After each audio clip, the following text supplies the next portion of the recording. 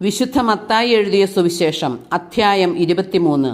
നിയമജ്ഞരുടെയും ഫരിസേയരുടെയും കപടനാട്യം.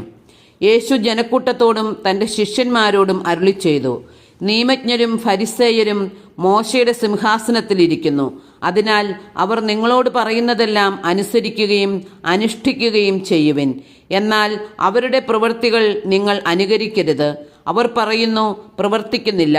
അവർ ഭാരമുള്ള ചുമടുകൾ മനുഷ്യരുടെ ചുമലിൽ വച്ചുകൊടുക്കുന്നു. സഹായിക്കാൻ ചെറുവിരൽ അനക്കാൻ പോലും തയ്യാറാകുന്നുമില്ല. മറ്റുള്ളവർ കാണുന്നതിന് വേണ്ടിയാണ് അവർ തങ്ങളുടെ പ്രവൃത്തികളെല്ലാം ചെയ്യുന്നത്. അവർ തങ്ങളുടെ നെറ്റിപ്പട്ടകൾക്ക് വീതിയും വസ്ത്രത്തിൻ്റെ തൊങ്ങലുകൾക്ക് നീളവും കൂട്ടുന്നു. വിരുന്നുകളിൽ പ്രമുഖ സ്ഥാനവും സിനഗോഗുകളിൽ പ്രധാന പീഠവും നഗരവീഥികളിൽ അഭിവാദനവും ഇഷ്ടപ്പെടുന്നു. റബ്ബി എന്ന് സംബോധന ചെയ്യപ്പെടാനും ആഗ്രഹിക്കുന്നു. എന്നാൽ നിങ്ങൾ റബ്ബി എന്ന് വിളിക്കപ്പെടരുത്. എന്തെന്നാൽ നിങ്ങൾക്ക് ഒരു ഗുരുവേയുള്ളൂ. നിങ്ങളെല്ലാം സഹോദരന്മാരാണ്. ഭൂമിയിൽ ആരെയും നിങ്ങൾ പിതാവെന്ന് വിളിക്കരുത്. എന്തെന്നാൽ നിങ്ങൾക്ക് ഒരു പിതാവേയുള്ളൂ, സ്വർഗസ്ഥനായ പിതാവ്. നിങ്ങൾ നേതാക്കന്മാർ എന്നും വിളിക്കപ്പെടരുത്. എന്തെന്നാൽ ക്രിസ്തുവാണ് നിങ്ങളുടെ ഏക നേതാവ്. നിങ്ങളിൽ ഏറ്റവും വലിയവൻ നിങ്ങളുടെ ശുശ്രൂഷകനായിരിക്കണം. തന്നെ തന്നെ ഉയർത്തുന്നവൻ താഴ്ത്തപ്പെടും, തന്നെ തന്നെ താഴ്ത്തുന്നവൻ ഉയർത്തപ്പെടും. കപടനാട്യക്കാരായ നിയമജ്ഞരെ, ഫരിസേയരെ, നിങ്ങൾക്ക് ദുരിതം. നിങ്ങൾ മനുഷ്യരുടെ മുമ്പിൽ സ്വർഗരാജ്യം അടച്ചുകളയുന്നു. നിങ്ങൾ അതിൽ പ്രവേശിക്കുന്നില്ല, പ്രവേശിക്കാൻ വരുന്നവരെ അനുവദിക്കുന്നുമില്ല. കപടനാട്യക്കാരായ നിയമജ്ഞരെ, ഫരിസേയരെ, നിങ്ങൾക്ക് ദുരിതം.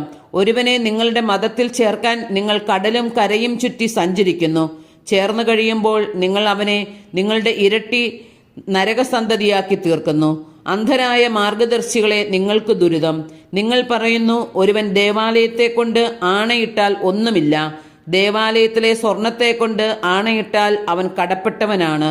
അന്ധരും മൂഢരുമായവരെ, ഏതാണ് വലുത്, സ്വർണമോ സ്വർണത്തെ പവിത്രമാക്കുന്ന ദേവാലയമോ? നിങ്ങൾ പറയുന്നു, ഒരുവൻ ബലിപീഠത്തെ കൊണ്ട് ആണയിട്ടാൽ ഒന്നുമില്ല. എന്നാൽ ബലിപീഠത്തിലെ കാഴ്ചവസ്തുവിനെ കൊണ്ട് ആണയിട്ടാൽ അവൻ കടപ്പെട്ടവനാണ്. അന്ധരെ, ഏതാണ് വലുത്, കാഴ്ചവസ്തുവോ കാഴ്ചവസ്തുവിനെ പവിത്രമാക്കുന്ന ബലിപീഠമോ? ബലിപീഠത്തെ കൊണ്ട് ആണയിടുന്നവൻ അതിനെക്കൊണ്ടും അതിന്മേലുള്ള എല്ലാ വസ്തുക്കളെ കൊണ്ടും ആണയിടുന്നു.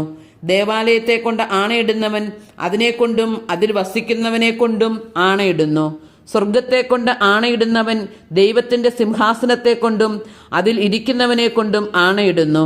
കപടനാട്യക്കാരായ നിയമജ്ഞരെ, ഫരിസേയരെ, നിങ്ങൾക്ക് ദുരിതം. നിങ്ങൾ തുളസി, ചതകുപ്പ, ജീരകം എന്നിവയ്ക്ക് ദശാംശം കൊടുക്കുകയും നിയമത്തിലെ ഗൗരവമേറിയ കാര്യങ്ങളായ നീതി, കാരുണ്യം, വിശ്വസ്തത എന്നിവ അവഗണിക്കുകയും ചെയ്യുന്നു. ഇവയാണ് നിങ്ങൾ ചെയ്യേണ്ടിയിരുന്നത്. മറ്റുള്ളവരെ അവഗണിക്കാതെ തന്നെ. അന്ധരായ മാർഗദർശികളെ, കൊതുകിനെ അരിച്ചു നീക്കുകയും ഒട്ടകത്തെ വിഴുങ്ങുകയും ചെയ്യുന്നവരാണ് നിങ്ങൾ. കപടനാട്യക്കാരായ നിയമജ്ഞരെ, ഫരിസേയരെ, നിങ്ങൾക്ക് ദുരിതം. നിങ്ങൾ പാനപാത്രത്തിൻ്റെയും ഭക്ഷണപാത്രത്തിൻ്റെയും പുറം വെടിപ്പാക്കുന്നു. എന്നാൽ അവയുടെ ഉള്ള് കവർച്ചയും ആർത്തിയും കൊണ്ട് നിറഞ്ഞിരിക്കുന്നു. അന്ധനായ ഫരിസേയ, പാനപാത്രത്തിൻ്റെയും ഭക്ഷണപാത്രത്തിൻ്റെയും പുറം കൂടി ശുദ്ധിയാകാൻ വേണ്ടി ആദ്യമേ അകം ശുദ്ധിയാക്കുക. കപടനാട്യക്കാരായ നിയമജ്ഞരെ, ഫരിസേയരെ, നിങ്ങൾക്ക് ദുരിതം. നിങ്ങൾ വെള്ളയടിച്ച കുഴിമാടങ്ങൾക്ക് സദൃശരാണ്. അവ പുറമേ മനോഹരമായി കാണപ്പെടുന്നെങ്കിലും അവയ്ക്കുള്ളിൽ മരിച്ചവരുടെ അസ്ഥികളും സർവ്വവിധ മാലിന്യങ്ങളും നിറഞ്ഞുകിടക്കുന്നു. അതുപോലെ ബാഹ്യമായി മനുഷ്യർക്ക് നല്ലവരായി കാണപ്പെടുന്ന നിങ്ങൾ ഉള്ളിൽ കാപട്യവും അനീതിയും നിറഞ്ഞവരാണ്. കപടനാട്യക്കാരായ നിയമജ്ഞരെ, ഫരിസേയരെ, നിങ്ങൾക്ക് ദുരിതം. നിങ്ങൾ പ്രവാചകന്മാർക്ക് ശവകുടീരങ്ങൾ നിർമ്മിക്കുകയും നീതിമാന്മാരുടെ സ്മാരകങ്ങൾ അലങ്കരിക്കുകയും ചെയ്തുകൊണ്ട് പറയുന്നു, ഞങ്ങൾ ഞങ്ങളുടെ പിതാക്കന്മാരുടെ കാലത്ത് ജീവിച്ചിരുന്നെങ്കിൽ പ്രവാചകന്മാരുടെ രക്തത്തിൽ അവരോടുകൂടെ പങ്കാളികളാകുമായിരുന്നില്ല എന്ന്. അങ്ങനെ നിങ്ങൾ പ്രവാചകന്മാരെ വധിച്ചവരുടെ സന്താനങ്ങളെന്ന് നിങ്ങൾക്ക് തന്നെ എതിരായി സാക്ഷ്യം നൽകുന്നു. നിങ്ങളുടെ പിതാക്കന്മാരുടെ ചെയ്തികൾ നിങ്ങൾ പൂർത്തിയാക്കുവിൻ. സർപ്പങ്ങളെ, അണലി സന്തതികളെ, നരകവിധിയിൽ നിന്ന് ഒഴിഞ്ഞു മാറാൻ നിങ്ങൾക്കെങ്ങനെ കഴിയും? അതുകൊണ്ട് ഇതാ പ്രവാചകന്മാരെയും ജ്ഞാനികളെയും നിയമജ്ഞരെയും ഞാൻ നിങ്ങളുടെ അടുക്കലേക്ക് അയക്കുന്നു.